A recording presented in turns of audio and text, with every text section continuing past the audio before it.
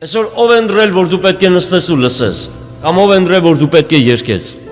ով են դրել, որ դու պետք է քարոզես, ով են դրել, որ դու պետք է լուր վերջում նստես, Տերը թե դու։ Գիտեք մեր կյանքի մեջ ինչ է կատարվում։ Նրանց, որոնց Աստված չի նախասահմանել երգելու, նրանք երգում են։ Նրանցում նախասահմանել է երգելու, նրանք լռում են։ Նրանց ում Աստված կանչել է խոսալու, նրանք լռում են։ Ում Աստված ասում է լռիր, նրանք խոսում են։ Ում Աստված կանչել է լինելու առաջնորդ, նրանք զիջում են։